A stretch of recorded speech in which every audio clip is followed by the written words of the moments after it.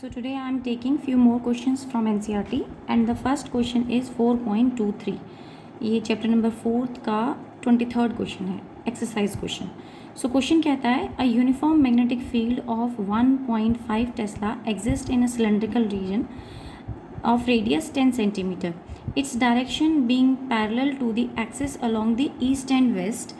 A wire carrying a current of 7 ampere is in north to south direction passing through this region. तो मैंने यहाँ एक figure बना दिया है. फिगर में उसने कहा था, क्वेश्चन में कहा था कि एक सिलेंड्रिकल रीजन है जो जिसका रेडियस कितना है 10 सेंटीमीटर है, उसके अक्रॉस 1.5 टेस्ला मैग्नेटिक फील्ड है जो ईस्ट से वेस्ट एक्सिस में रखा हुआ है.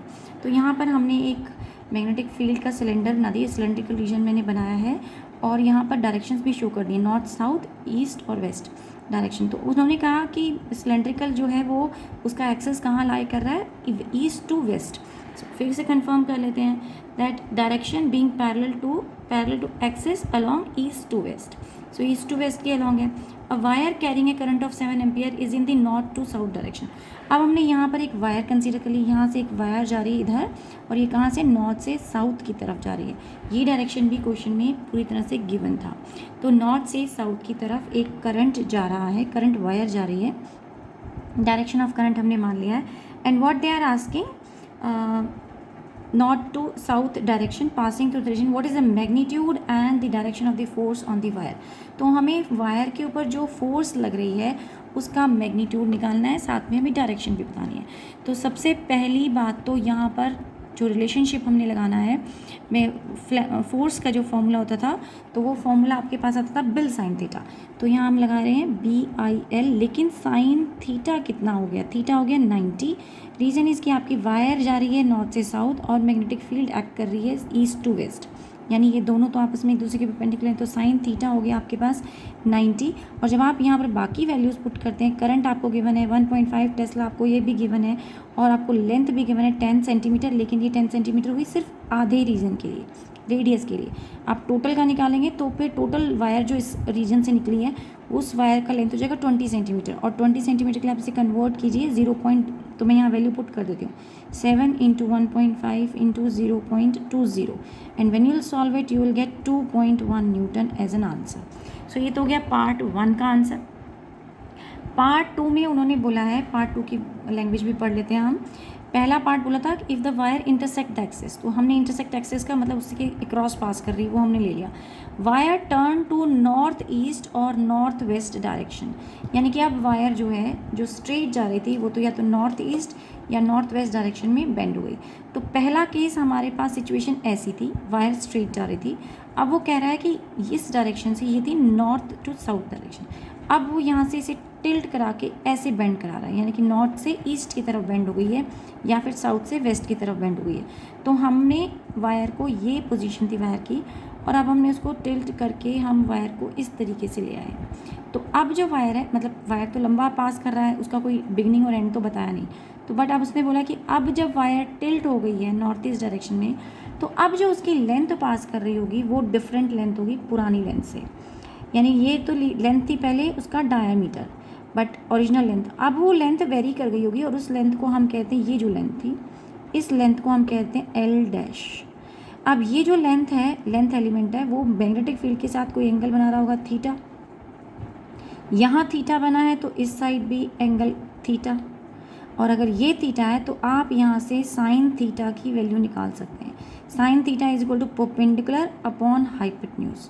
तो हम यहाँ साइन थीटा डिफाइन कर देते हैं, sine theta is equal to perpendicular upon hypotenuse.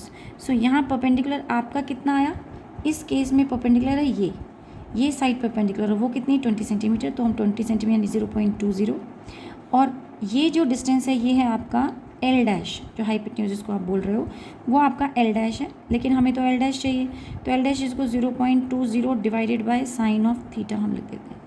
Now we can calculate for the force. तो फोर्स का फॉर्मूला तो वही होगा BIL साइन थीटा, BIL की जगह L' होगा इस बारी, और साइन थीटा जितना भी एंगल बन रहा था, यानी कि अब भी मैग्नेटिक फील्ड और लेंथ के बीच में जो एंगल था वो थीटा हमें लेना है, वो साइन थीटा हमने ले लिया. ये थीटा और ये थीटा सेम ही है. यहाँ तो मैंने फिगर जो रखा था वो थिक वायर रखी थी, इसलिए आपका थीटा यहीं पर बना दिया था मैंने फिगर के साथ ही, but this whole is theta only. So हम यहाँ पे एल डैश की वैल्यू यहाँ पे पुट करते हैं।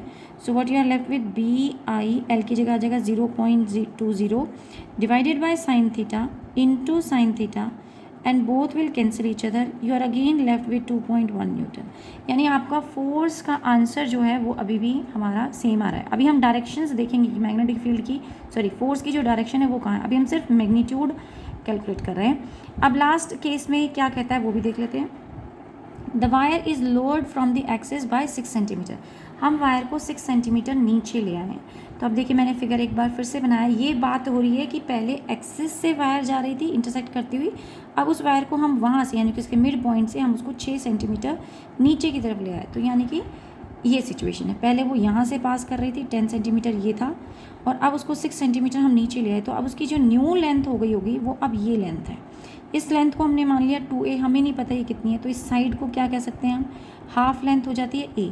ये डिस्टेंस आपको पता है 6, ये डिस्टेंस आपको पता है, रेडियस है ये 10 सेंटीमीटर, और a आपको फाइंड आउट करना है। तो आप a निकाल सकते हैं यूजिंग पाइथागोरस थ्योरम। सो ये था आपका b पार्ट, और अब हम कर रहे हैं c पार्ट। c पार्ट में सबसे पहले a की वैल्यू निकालते हैं। a is equal to from the formula 10 square minus 6 square solve करेंगे, that will come out to be 8 centimetre. लेकिन ये तो a निकला, हमें चाहिए टोटल डिस्टेंस। तो टोटल डिस्टेंस क्या हो जाएगा, दोनों को ऐड मतलब 2a निकाल लीजिए आप, that is equal to 16 centimetre, और आप इसे चेंज कर सकते हैं विच इज़ 0.16 मीटर। हमने कन्वर्ट कर दिया उसको।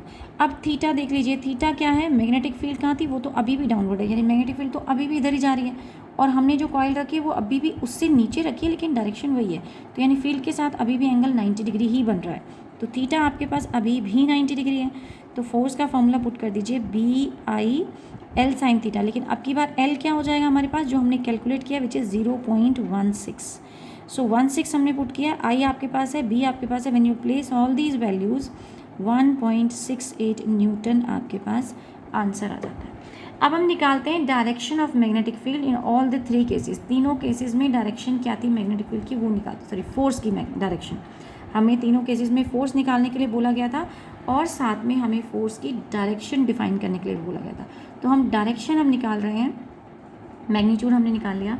तो डायरेक्शन निकालने के लिए मेरे पास जो पहले एक कॉम्पोनेंट में यूज़ करती थी वही अभी ले लेते हैं हम, और it will help to understand. ये प्रॉप हमारा पहले भी था, अभी भी वही है, फिर भी समझ लेते हैं। एक करंट दिखा रहे हैं, this is magnetic field and this is the force. ये क्या लगाया हमने, फ्लेमिंग्स लेफ्ट हैंड रूल बनाया मैंने, FBI। और अब मैं इसको होल्ड करने के लिए जस्ट मैंने यहाँ पर ये ब्रश मैंने यूज़ कर लिया है। तो करंट की direction according to the question, current की डायरेक्शन यहाँ से यहाँ, तो मैंने करंट की डायरेक्शन यहाँ से यहाँ मान ली है, that means current is flowing in this direction. Magnetic field तो उस तरफ है, तो मैग्नेटिक फील्ड को हमें घुमाकर उस साइड लेके जाना पड़ेगा। So now B is acting in that direction, current is acting in that direction, so your force is acting downward into the paper, normal to the paper, inward।